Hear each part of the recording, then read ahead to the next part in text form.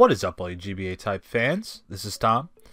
I'm here bringing you guys my Week 12, the finale, Teambuilder against CrimsonCBAD and the Detroit Steel Wings. Now, for anyone who doesn't know, who hasn't seen the recaps, the power rankings, or Crimson's side, or last week's match, or whatever, this match is for all the marbles. Whoever ends up winning this match is going to the playoffs.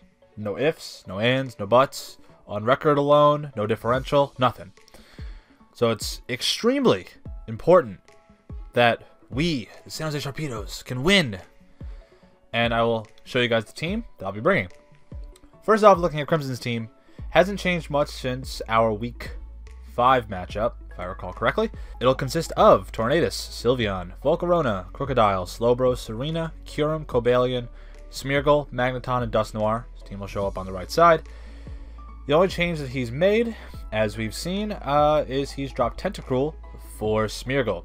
Now, in the case versus Dan, and even against Envy, if I recall correctly, Smeargle came, and the sets have been kind of off the wall, but effective. But looking at his team, I know for a fact that Volcarona and Crocodile do a lot of work against my team. I don't necessarily have a Fire plus Bug switch in. I don't necessarily have a Ground plus Dark switch in. Besides that, we saw how well Slowbro took hits last time, being a defensive set. Serena as a Spadef set. I suspect that maybe Tornadus or Magneton return because they were so effective, and I think that Tornadus in this case, probably like an AV or like a defensive set or some sort of mixed bulky, I don't know. With its speed set, it could outpace things like Azelf and Zygarde Doggo, and you could pivot out, you can knock off, you can do all that shenanigan bullshit. But Magneton, I think maybe he won't bring it, but maybe he'll bring it as like a subset, perhaps. I don't know. I don't suspect Sylveon's going to come for the same reason I thought it wasn't going to come last time, being that I do have a Celesteela and I have a Nidoqueen. I don't think Kyurem's going to come for pretty much that fact, and I have Gardevoir. I don't think that Dusknoir is going to come. I just don't think it has the right matchup. It's not a bad Pokemon, just not the right matchup.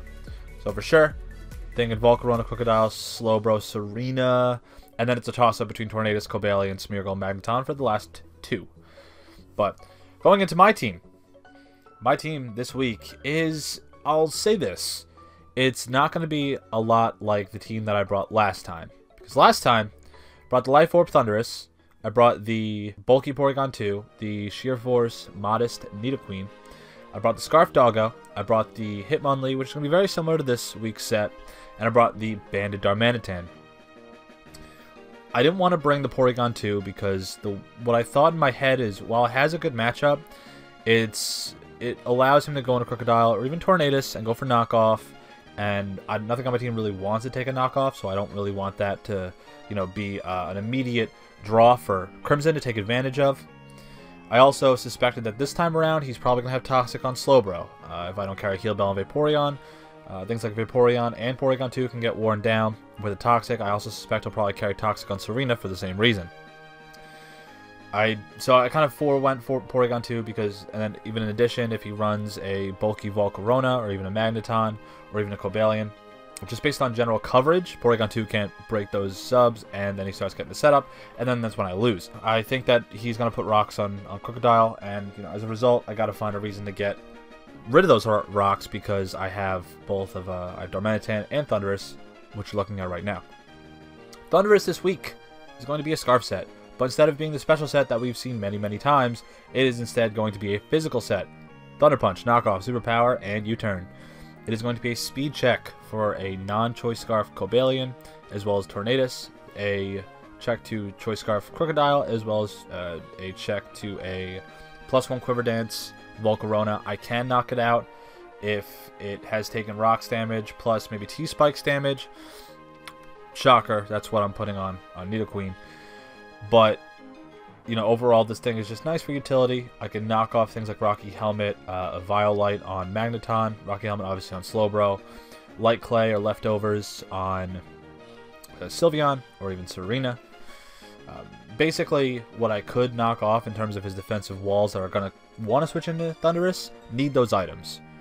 They're gonna prefer to have that item to ensure that they can live other moves. If Crocodile is carrying a Z crystal, and I knock it off, obviously it's not gonna be super effective. But if I don't see an item get knocked off, then, well, we know that he is in fact Zmon. Superpower is there for something like Cobalion. I could revenge kill it, even Crocodile. U-turn is there so I don't get trapped by Crocodile, and it's super effective damage against Serena, as well as Slowbro, and of course Crook. I like Scarf Thunderous this week. I do think that it's a better bring than special, mostly because if he does bring the Magneton or the Sylveon again, without setup, I'm not going to be able to do a lot of damage. He does have a lot of good switches around for things like Sludge Bomb or Hidden Power Ground, or T-Bolt, and it would just force me to U-turn a lot. And with Rocks Up, or the fact that I'm choice locked, don't really want that to be the case where I have to pick a move, get locked into it without any sort of pivot or a secondary effect in terms of going for that move. T-Punch, get the power, superpower, it's a good revenge move. Knockoff can get rid of some items, U-turn, get out. Next up, we have a defensive, primarily, Nidoqueen with Mental Herb, and the reason for this is that if I see Tornadus on lead, or even just in the team preview, I will lead with Nidoqueen. The same way he did with Geo, I suspect that, well, if he leads a Tornadus, he's going to try and go for Taunt, shut down the T-Spike, shut down the Stealth Rock.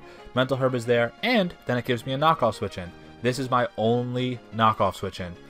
The rest of the items on all my other Mons, if you see, are going to be primarily offensive, namely, Hitmonlee, Darmanitan, Azelf, and Thundurus, are not going to enjoy knockoff. So in the case that, Crocodile's in, I'm going to go into Nidoqueen. This thing has enough special attack and speed for a speed creeping Serena, as well as the capability of knocking out Serena with 2 KOing it with a Sludge Wave after T-Spike's damage, residual 12% to Serena on a switch-in, and then of course on a second hit. T-Spikes and Stealth Rock are coming again this week because T-Spikes chip away at all of his passive walls, namely things like Volcarona, Slowbro, Serena, and then rocks are obviously there for the big threat, Volcarona. And his only hazard removal is Serena, as well as maybe Smeargle if he chooses to make it more of a utility set. But just having the T-Spikes as well as the Stealth Rock, it is going to pressure him to spin, which could also give me the opportunity to set up or go into a proper breaker on my end, and that ensures me to maintain momentum, maintain pressure on his team. That's how I won last time. That's how I have to win this time. So I think this Nidoqueen is going to allow me to do that very effectively.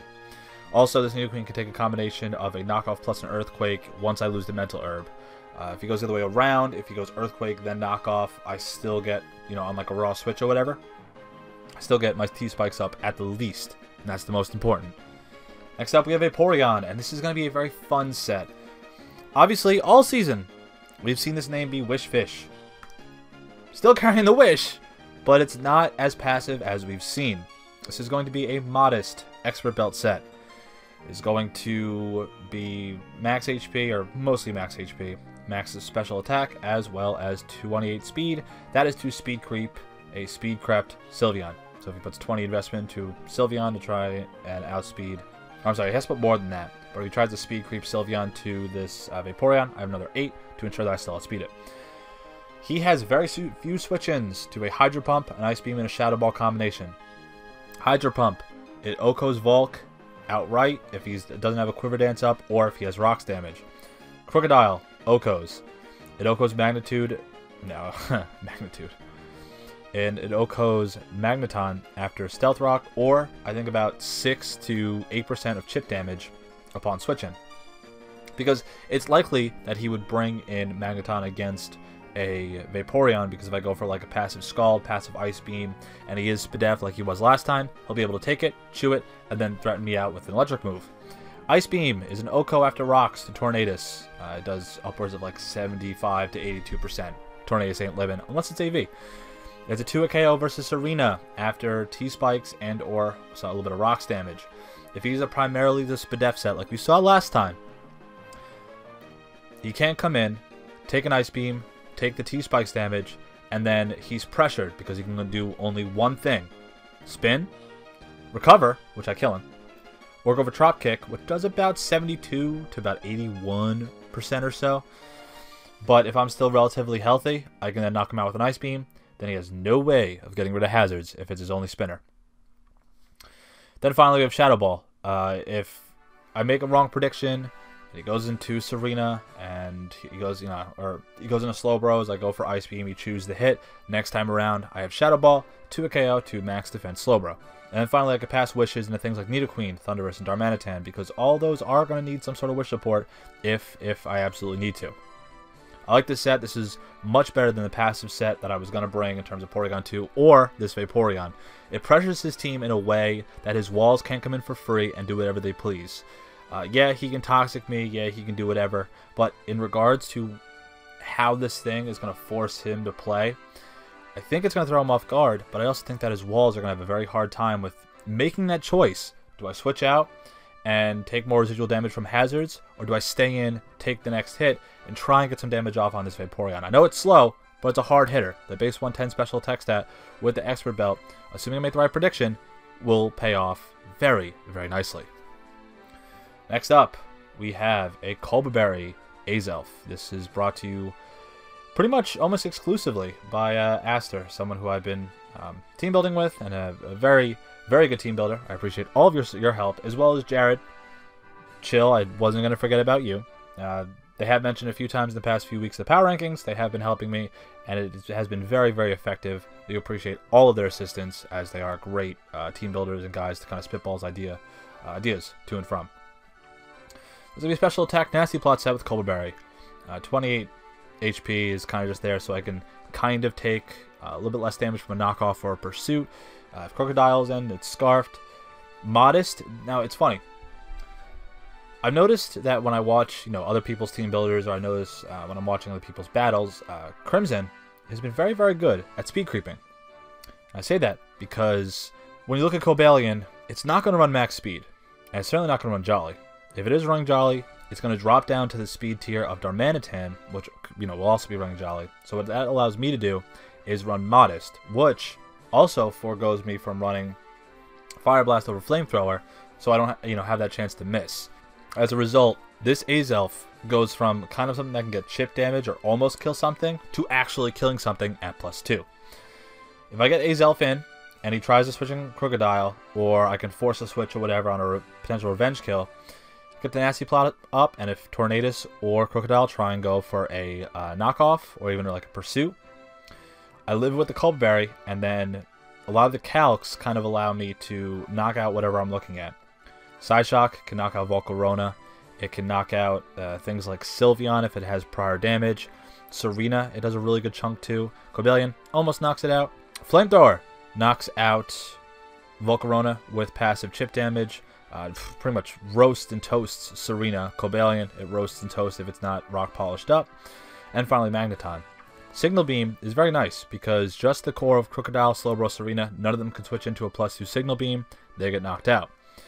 Also, there's that Confusion chance, the Burn chance, and all that shit. But this Azelf, just based on the fact of how this thing's speed tier kind of, matches up against Crimson's team, it's going to be a key breaker. There are a lot of opportunities that I can Nasty Plot up, whereas, in other matches, not necessarily the case. I almost ran Z Bug Move, Savage Spin Out, because that would be able to knock out a Spadef Slowbro, even though I think defensive Slowbro is much more likely. It was also able to knock out like a very bulky, even potentially AV Serena.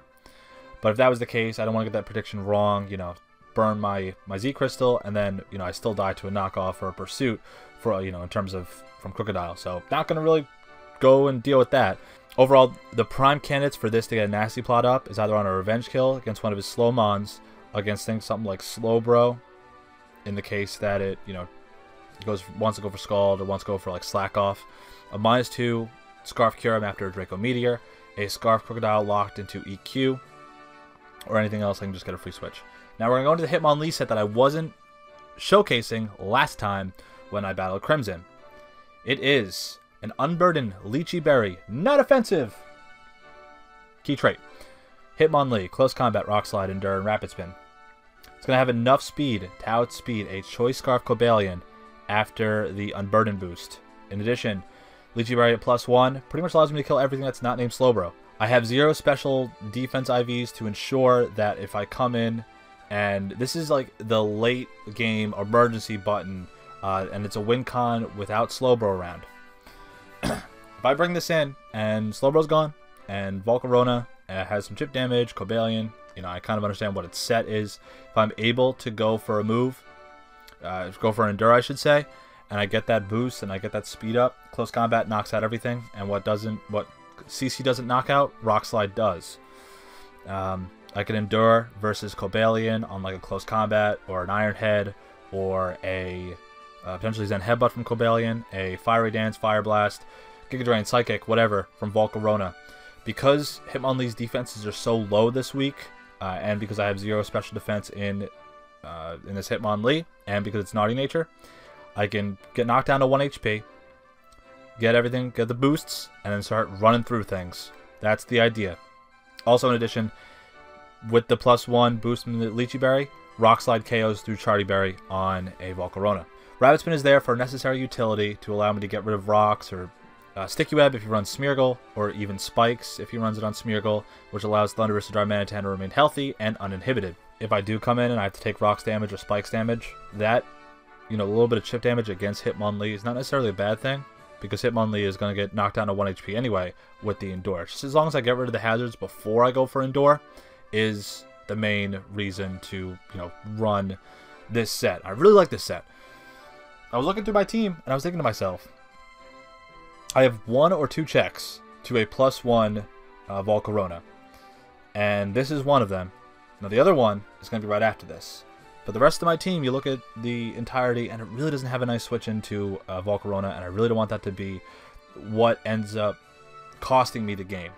Because if I run like a Scarf anything, like he saw the Scarf Doggo last time. This time, you know, I'm running Scarf Thundurus, but if I ran Scarf Lee, if I ran Scarf Darmanitan, he can still beat it, because those are all slower, and if he gets the +2, then I'm really screwed. Whereas in this case, the Hitmonlee, I at least have the potential to double my speed and ensure that I still outspeed him as long as he's not at +2. If Volcarona gets the +2 with the Quiver Dance, or Cobalion gets to just rock polishes, sorry, I'm done. Like, the game's over. I can't outspeed it. I have to rely on something like Nidoqueen to take a hit and then knock it out. So that's kind of the idea there. Finally, we have a very fun set. I was going back and forth. I was thinking to myself, well, I could use this as a Lychee Berry set. I was also going back and forth doing like a Belly Drum sub Salic Berry set for Darmanitan. But we need a secondary check to Volcarona.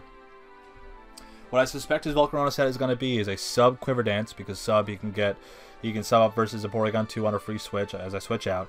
Quiver Dance, I suspect Giga Drain and like Fiery Dance, because that hits the most coverage of my team. But in case he runs Hidden Power Ground, then Assault Vest allows me to chew hits. This is a Assault Vest, Adamant, 52 HP, 104 attack, 196 SPDF, 156 speed. Adamant, the only thing I'm outspeeding here is a Timid Magnezone or a offensive Sylveon / Serena. Let me explain why I'm bringing this. Like I just said, I have an idea of what type of Volcarona set he's going to bring.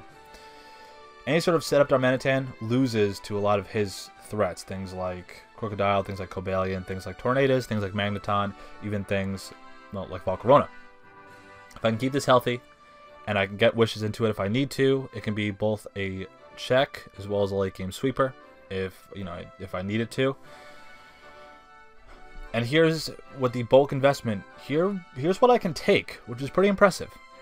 Tornadus T, if he goes for a Hurricane, if it's a Timid Life Orb set, Hurricane is a 3-hit KO, 39 to 46%, and I can 2-hit KO back with a Fire Punch or a Rock Slide. I'm not gonna kill it outright, but I'll be close. If he has 2 rounds of rocks damage, or even like poison damage, then he's dead. Volcarona, +1 Timid HP Ground is 45 to 54, so there's a 43.5% chance of to a KOing, and then I OHKO outright with Rock Slide. And of course, like the case with Hitmonlee, Rock Slide KOs through Charty Berry on Volcarona, just because it has such poor defense stat. Scarf Magneton, T-Bolt does 31 to 37, and then Volt Switch does 24 to 29. Fire Punch OHKO's back, and then SPDF Magneton, it does way less, and I still OHKO with a Fire Punch.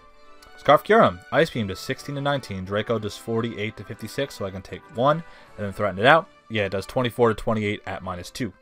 Fire Punch is a 2 KO, but all of Kyurem's moves won't KO Darm outright unless it's like at 50% or lower. Finally, I choose Hyper Voices from Sylveon, 14 to 17%. Drop Kicks from Serena, which is about a 19 to 23% roll.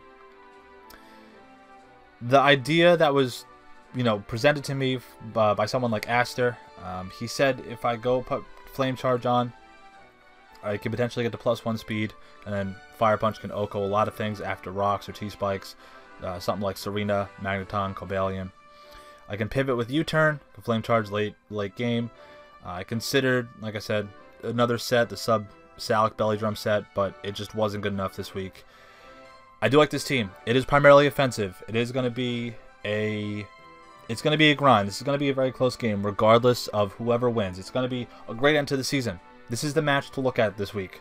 Whoever wins goes to the playoffs. They face Envy. I really hope that it's me, because it would show that you don't ever quit. You don't ever throw in the towel. And you don't ever say, I just don't want to try this week, or I've hit X amount of losses, I'm gonna give up and just enjoy. I know the season hasn't been optimal after a few key 6-0 and 5-0 losses, but that doesn't mean anything, because each week you just play to win, and that's exactly what I'm gonna do. I really hope you guys look forward to the match tomorrow. I think it's gonna be about 3 or 4 o'clock, depending on his schedule and my schedule, and I really think it's gonna be a good match. With that in mind, I will see you all tomorrow. Really hope you enjoy the match as much as I know I am, and until then, talk to you guys later.